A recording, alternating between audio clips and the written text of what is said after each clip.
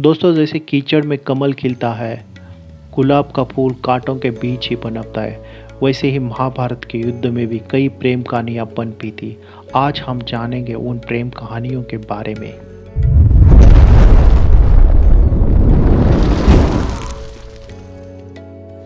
Hello hi दोस्तों, नमस्ते, सत श्री अकाल, आदाब। स्वागत है आपका हमारे अपने चैनल द एशियंट वर्ल्ड में। दोस्तों, आगे बढ़ने से पहले अगर आप चैनल पर नए हैं तो प्लीज़ सब्सक्राइब द चैनल और वीडियो को लाइक करना या कमेंट करना मत भूलिएगा। दोस्तों, महाभारत तो आप सबने देखी, सुनी या पढ़ी होगी।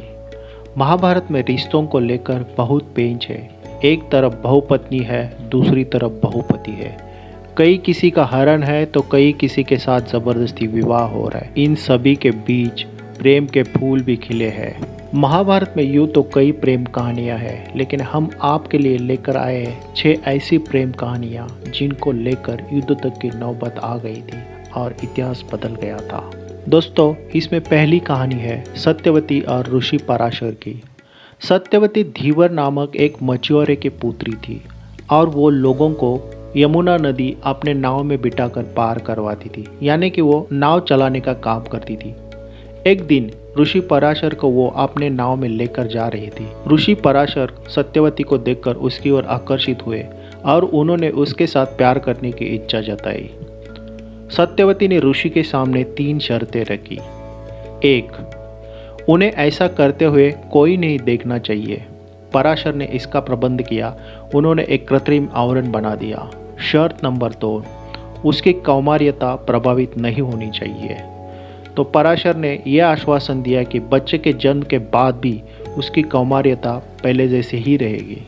शर्त 3, वो चाहती थी कि उसकी मछली जैसी जो बदन की खुशबू आती थी वो निकल जाए और उसके शरीर से सुगंधित खुशबू आ जाए।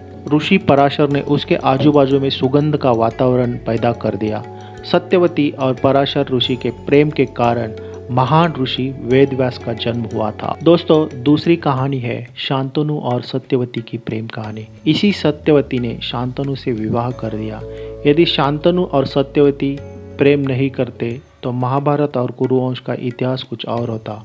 महाराजा शांतनु को गंगा से एक पुत्र मिला था जिसका नाम देवव्रत था और देवव्रत को ही हस्तिनापुर का युवराज घोषित कर दिया था। यही देवव्रत आगे चल के भीष्म कहलाएंगे। एक दिन राजा शांतनु यमुना के तट पर घूम रहे थे और उन्होंने एक नाव चलाती हुई सुंदर कन्या को देख लिया और शांतनु उसके ऊपर मुग्ध हो गया। उन्होंने कन्या से उसका नाम पूछा तो उसने बताया, महाराज, मेरा नाम सत्यवती है और मैं निषाद कन्या हूँ। शांतनु सत्यवती के प्रेम में रहने लगे। सत्यवती भी महाराज शांतनु से प्रेम करने लगी। एक दिन शांतनु ने सत्यवती के पिता के समक्ष सत्यवती से विवाह करने का प्रस्ताव रखा, लेकिन सत्यवती के पिता ने ये शर्त रखी कि सत्यवती का जो भी पुत्र होगा वही हस्तिनापुर का युवराज बनेगा। तो शांतनु महाराज राजवाड़े में लौट गए और सत्यवती के प्रेम में व्याकुल रहने लगे। जब ये बात भीष्म को पता चली तो भीष्म ने पिता के खुशी के कारण आजीवन ब्रह्मचारी रहने की शपथ ली और सत्यवती का विवाह पिताश्री से करवा दिया। दोस्तों, तीसरी प्रेम कहानी है कृष्ण और रुक्मिणी की प्रेम कहानी। श्री कृष्ण ने कई महिलाओं से प्रेम किया। राधा कृष्ण के प्रेम कथा तो सभी जानते हैं। राधा कृष्ण के प्रेम कथा की तो मिसाल दी जाती है, लेकिन कृष्ण और रुक्मिणी के नहीं। विदर्भ के राजा भीष्म की पुत्री रुक्मिणी ने मन ही मन में तय कर लिया था कि वो श्री कृष्ण को छोड़कर किसी अन्य को अपने पति के रूप में स्वीकार नहीं करेगी।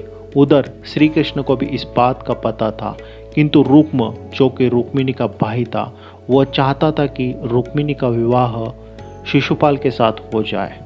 रुक्म ने माता पिता के विरोध के बावजूद शिशुपाल और रुक्मिणी का विवाह तय कर दिया और विवाह की तैयारी जोरों तोरों से शुरू कर दी। ये बात जब रुक्मिणी को पता चली तो रुक्मिणी बड़ी दुखी हो गई और उसने द्वारिका को एक ब्राह्मण द्वारा श्री कृष्ण के पास संदेश भेजा। अंततः भगवान श्री कृष्ण को रुक्मिणी का हरण करना पड़ा और उससे विवाह किया। दोस्तों, चौथी कहानी है अर्जुन और सुभद्रा का प्रेम। सुभद्रा श्री कृष्ण की बहन थी। बलराम चाहते थे कि सुभद्रा का विवाह कौरव कुल में हो। बलराम के हट के चलते श्री कृष्ण ने सुभद्रा का अर्जुन के हाथों हरण करवा दिया। बाद में द्वारिका में सुभद्रा के साथ अर्जुन की विधिपूर्वक शादी करवा दी। विवाह के बाद 1 वर्ष तक वे द्वारका में रहे। उसके बाद वो पुष्कर क्षेत्र में 12 साल तक रहे।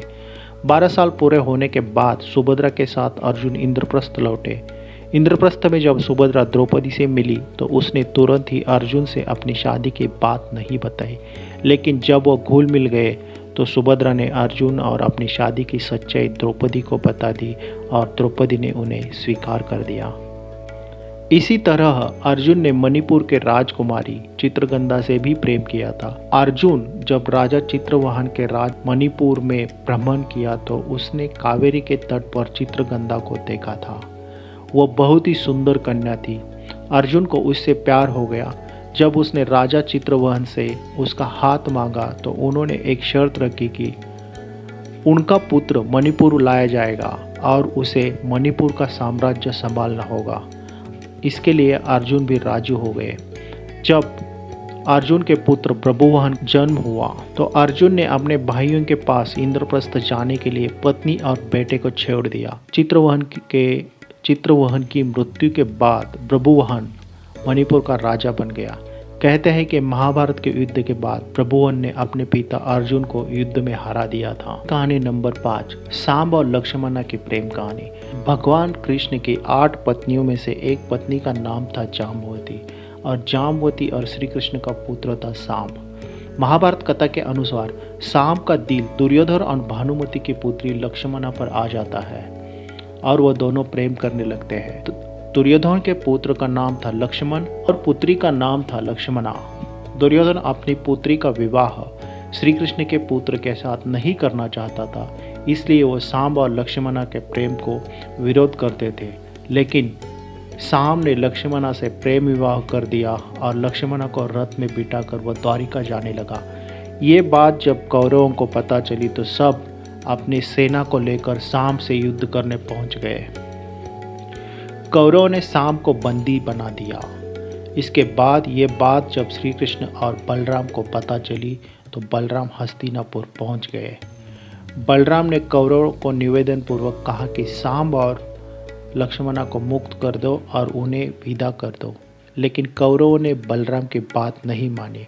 ऐसे में बलराम का क्रोध जागृत हो गया और बलराम ने अपना रौद्र रूप प्रकट कर दिया और अपने हल से हस्तिनापुर की संपूर्ण धरती को खींचकर गंगा में डुबोने चल पड़े थे। ये देखकर कौरव भयभीत हो गए और संपूर्ण हस्तिनापुर में हाहाकार मच गया। सभी ने बलराम की माफी मांगी और लक्ष्मणा और सांब को विदा कर दिया। बाद में द्वारिका में सांब और लक्ष्मणा की वैदिक रीति से विवाह संपन्न हो गया। कहानी नंबर 6 है हिडिंबा और भीम की कहानी।